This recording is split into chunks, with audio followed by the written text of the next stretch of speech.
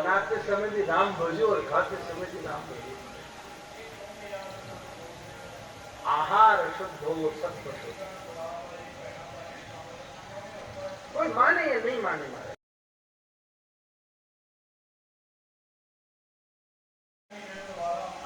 सब ऊपर नीचे हो जाएगा।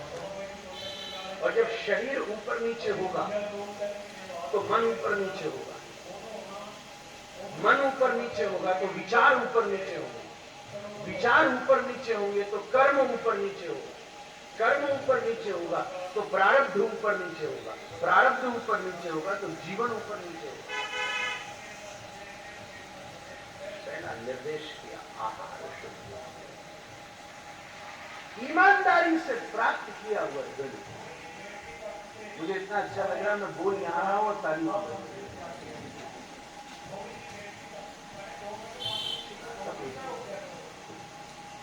आहार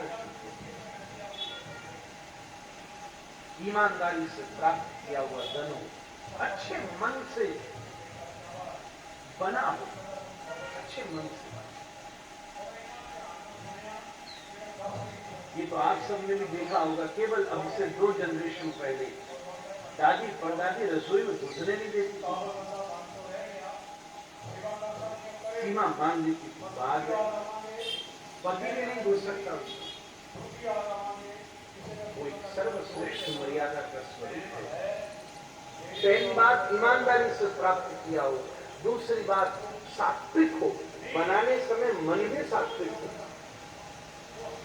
और वस्तु भी सात्विक। केवल मन ही सात्विक हो से काम नहीं चलेगा। मैं बहुत अलग सी बात कह रहा हूं, आप अन्यथा मत लीजिएगा, पर मुसलमानों में एक शब्द होता है हलाला, तो जब वो वध करते वो भी इस बात का निर्देश करते, कर तो जीव हत्या रहे हो, पर उस समय नाम ऊपर वाली का लेना। अगर इस प्रकार से किया जा रहा है तो यह सर्टिफाइड है। मन इतना प्रभावशाली है। पर मैं आपसे ऐसा नहीं कह रहा कि राम का नाम लेते ही काम करें। मैं यहां बात दूसरी कहना चाहता हूं, मन भी सात्विक और वस्तु भी सात्विक। आप थोड़ा सा प्रयास कीजिए, भोजन को व्यवस्थित कर लीजिए, आपको मन व्यवस्थित। एक बहुत बड़े डॉक्टर ने मुझसे कहा, महाराज जी अस्पतालों में मुझे आज तक एक व्यक्ति नहीं मिला जो भूखा आया हो, इसे भर्ती करो क्योंकि इसने कुछ खाया नहीं। ये सब जितने बेड में भरे हुए सब ओवर ईटिंग वाले, ज्यादा खाने से ये परिणाम। आहार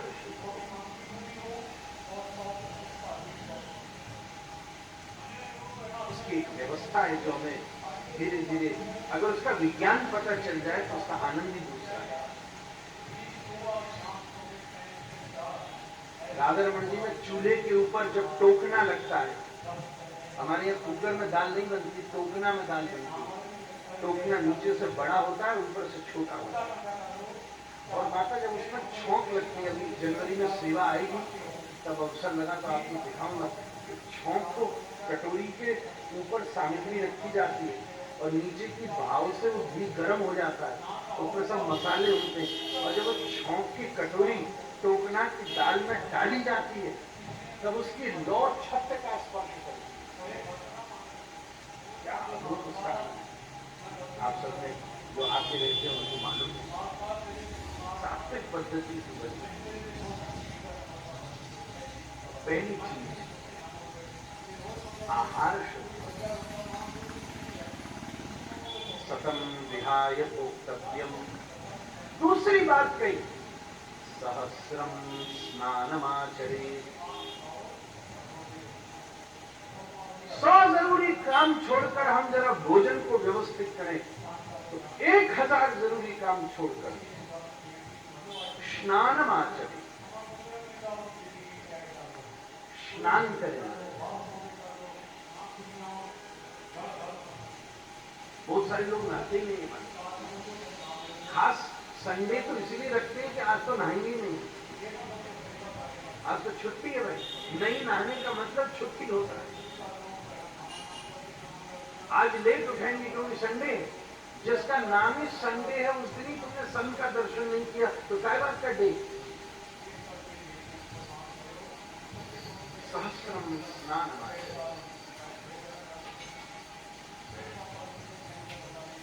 सबसे छोटा स्नान है महाराज जी कहते।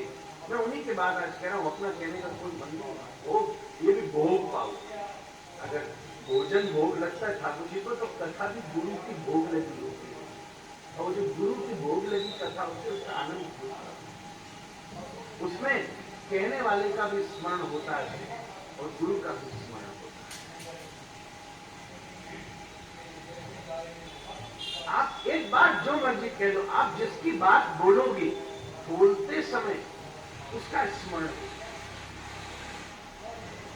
हमारा शिष्य वो कथा करता है, कई लोग बोले ये आपके जैसा बोलो।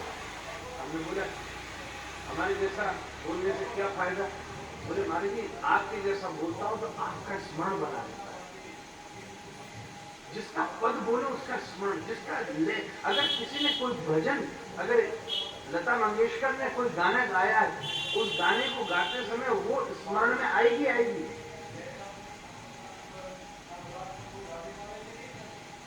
एक 1000 जरूरी काम छोड़कर स्नान नियंत्रित करें।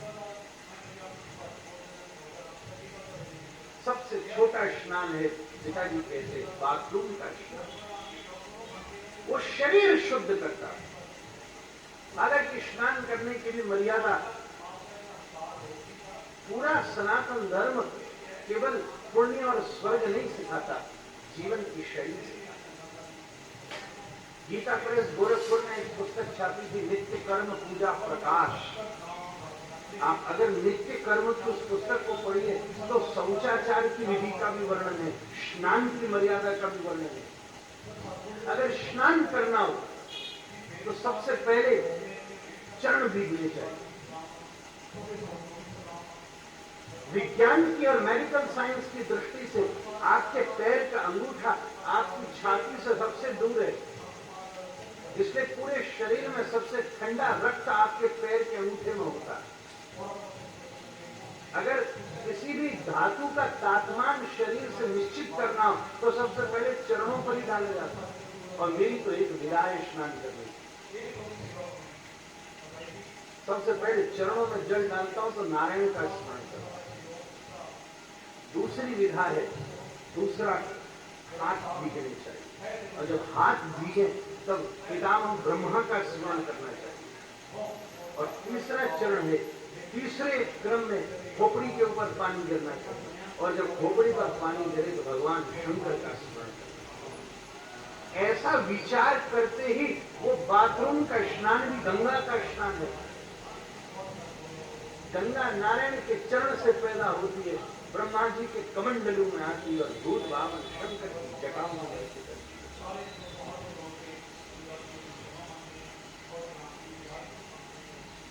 रैदास ने बड़ी सुंदर बात कही, मन है चंगा कटौती।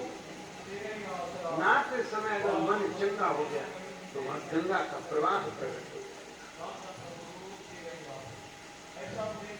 क्रम बांध लो।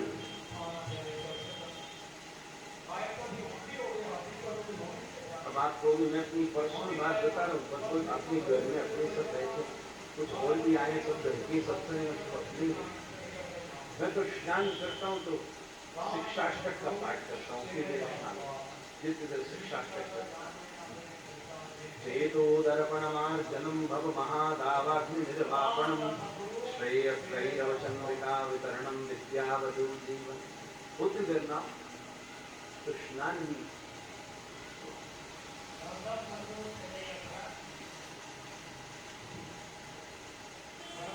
मैं एक संत के यहाँ गया, 2 दिन वहां रुका। मैंने एक बड़ी विचित्र बात देखी। वो महापुरुष के यहाँ जो रुकने के कक्ष बने हुए थे, अतिथिशाला के, संत निवास भी बने हुए थे, वहां मुझे रोका गया। मेरे साथ कुछ और लोग भी थे, बाबू जी भी साथ में। अब थोड़ी पुरानी बात है। तो हम जब अगले दिन स्नान करने गए तो उन्होंने जहां शावर लगा हुआ था, जहां बाल्टी रखी थी, वहां दीवार के ऊपर रुद्राष्टक लिख रखा। जीवन में पहली बार मैंने बाथरूम में रुद्राष्टक का दर्शन किया।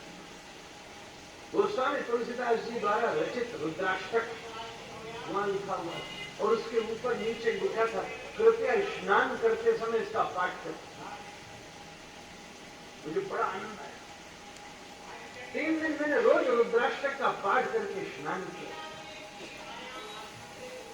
उस समय तो कहने का मन कर ही जाता था, चिदानंद रूपम शिवोहम शिवोहम। और रुद्राष्टक बोलते खोपड़ी में पानी दे रहा हो तो खोपड़ी अपने आप शांत हो जाएगी। स्नान करना एक विधान है।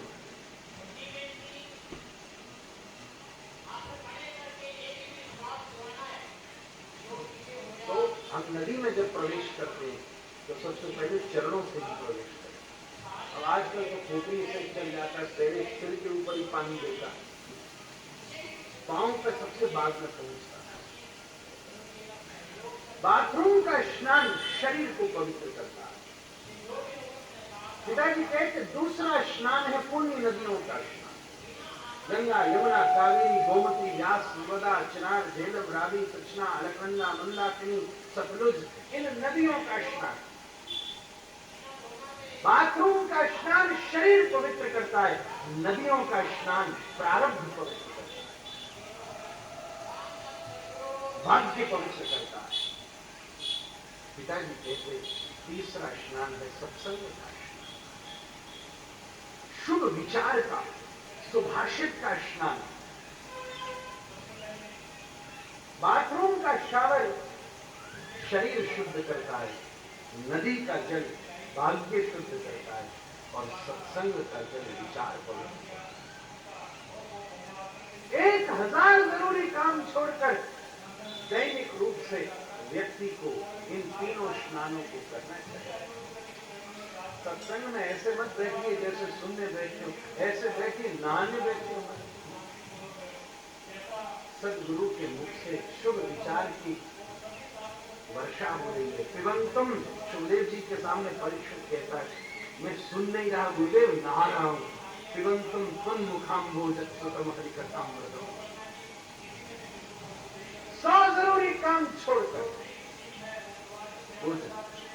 1000 जरूरी काम छोड़कर स्नान की बढ़िया। बहुत सारे लोग नहाते हैं, सर्दी में तो खास नहीं नहाते। गंगा में गए, हरिद्वार गए, अब कोई घर में ऐसा चला गया कि गंगा नहाना पड़ेगा। अब तो गंगा तो उसी समय नहाना पड़ेगा जब कोई गया। अब दिसंबर में कोई चला गया, दिसंबर में गंगा नहाने गए, बोले महाराज वो तो चले गया, हम नहा लिए तो हम भी चले जाएंगे, अपन कहां से नहाना। तो एक शीशा लिया, शीशे में अपनी शक्ल देखी और शीशा में पानी डाल दिया, समदर्शन हमारी अपन भी नहा लिए। ऐसे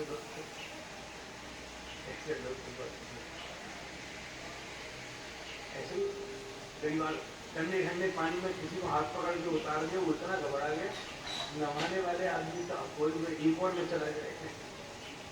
एक का पिंडदान अभी किया, दूसरे के मैं करना सोचता, दूसरे का पिंडदान किया, दूसरा तो खुद ही दान हो गया, परिपूर्ण दान, पिंडदान नहीं।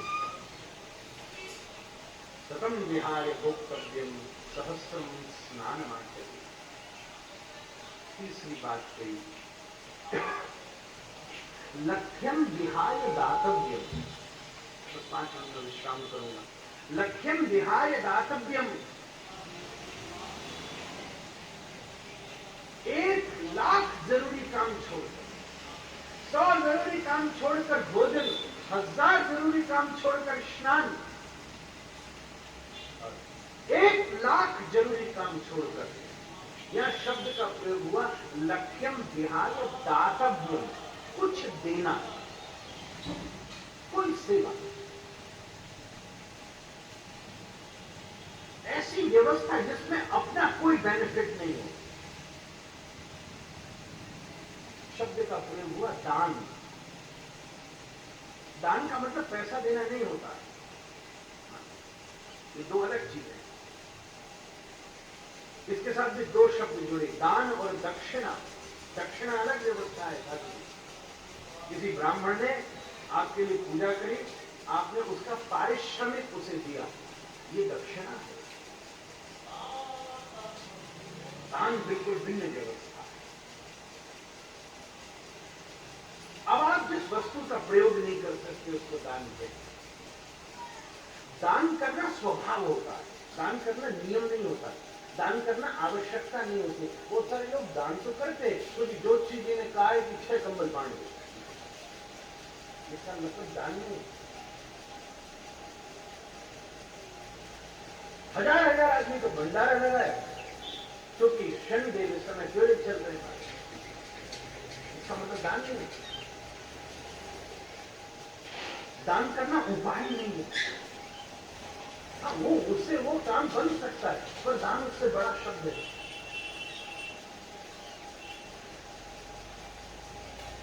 दान करना रूटीन भी नहीं है,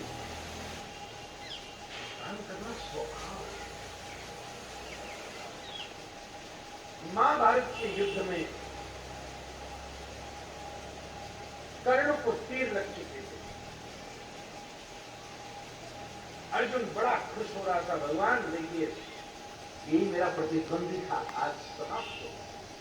श्री कृष्ण गंभीर खड़े। भगवान ने अर्जुन का शासन किया, पार्थ इसकी संगत गलत थी, व्यक्ति गलत नहीं था। आज ये युद्ध में वीर गति को प्राप्त हुआ, इसलिए अट्टहास का पात्र नहीं हो सकता। मरना इसका प्रारब्ध था, शोक करना हमारा धर्म है, ऐसे न बस निर्लज्जों की तरह। तो अर्जुन भी अब दोस्त तो था ही, तो बोला भगवान आप सखा तो मेरे और उसकी साइड लेते हो। ठाकुर जी बोले मैं तुझे दिखाता हूं कि मैं उसकी साइड क्यों लेता।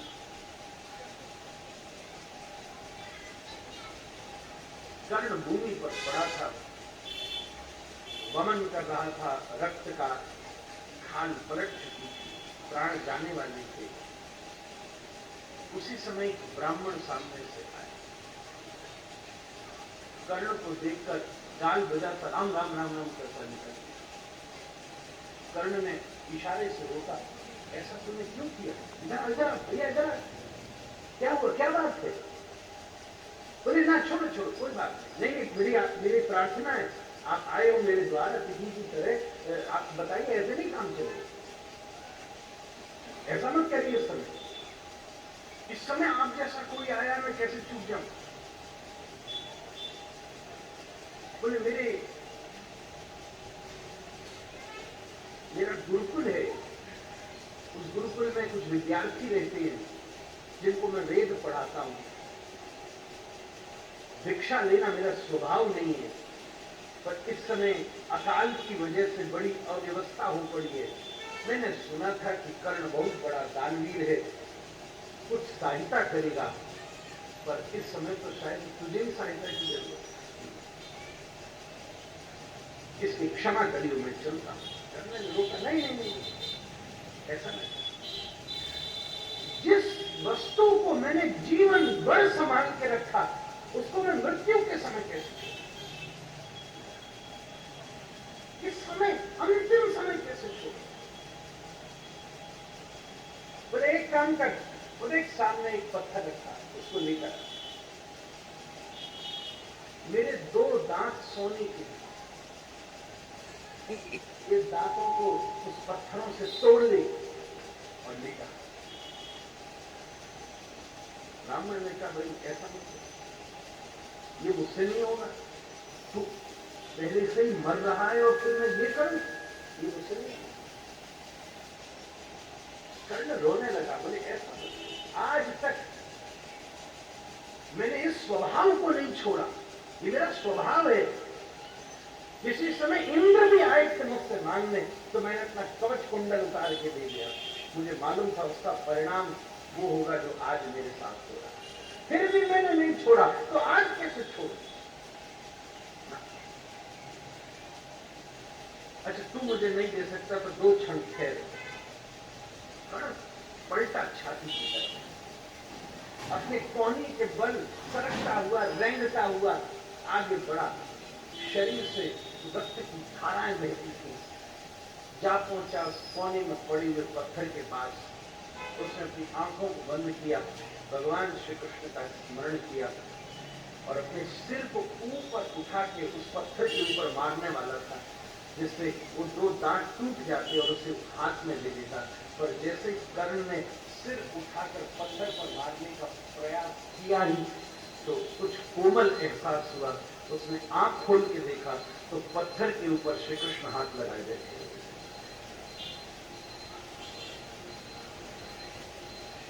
अर्जुन मैं समझ गया कि तुम मेरे तरफ होते हुए मैं कुछ उसकी तरफ क्यों।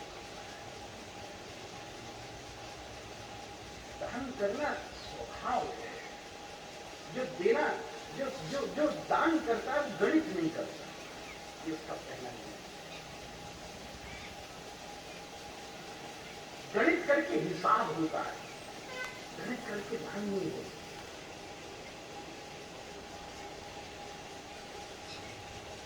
150-500 कंबल बांट के 10-20 हजार लोगों को खिला देना दान नहीं है। ललित दान किया गोपियों ने। उद्धव खड़ा था सामने, अक्रूर खड़ा था। कृष्ण बोले गोपी क्या करें? गोपी बोली जाओ, इस जगत के उद्धार के लिए हम गोपियां कृष्ण तुम्हें आज अक्रूर को दान करते हैं। अपने कृष्ण को नहीं दिया, प्राणनाथ को दे दिया। जाओ, हम मरी डोलती रहेंगी पर तुम जाओ, गीता का उपदेश करो, कुरुक्षेत्र के मैदान में द्वारिका के साम्राज्य के ऊपर राज्य करो।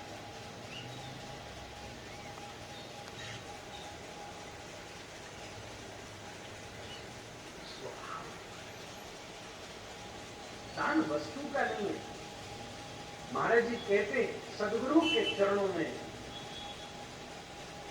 दान करना हो तो सबसे पहले अपने जीवन के दुर्गुण का दान। आज देके जाओ ना, मैं आया हूं, कोई देके जाया क्रोध, जाओ आज से क्रोध तुमको दिया। अब अगर दान कर दिया क्रोध तो फिर क्रोध करना तुम्हारा धर्म, तुम कर नहीं सकते। दान की वस्तु का प्रयोग नहीं किया जाए। भागवत जी पर चढ़ाओ ना, माला फूल पैसा तो बहुत बार चढ़ाया, बोले आज से मैं अपना काम चढ़ाता।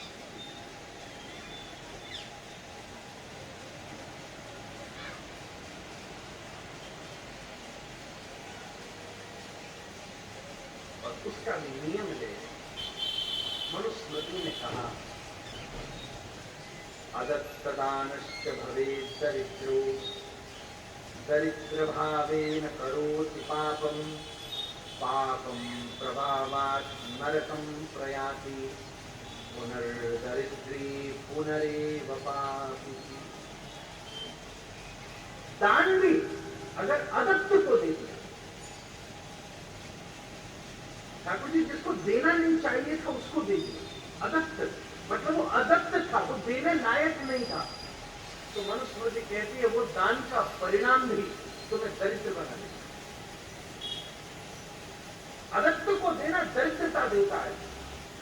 और शास्त्र ने कहा सत्पात्र दानश्च भवेत् धनाढ्य धनाढ्य भावेन करोति पुण्यम पुण्यम प्रभावात् त्रिविधं प्रयाति पुनर्धनाढ्यः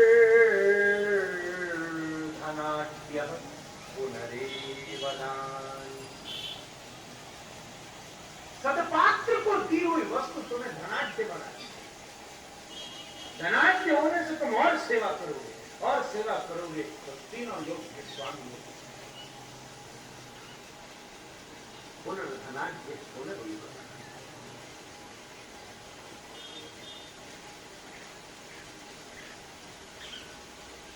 राम जी वन से वापस लौट कर आए।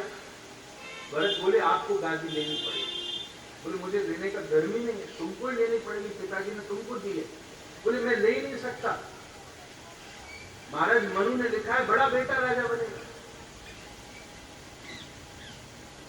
राम जी बोले जिस चीज में विवाद उसे छोड़ो, मैं ऐसा करता हूं पूरी अयोध्या के राज्य को गुरुदेव वशिष्ठ को मुखिया बना के दान कर।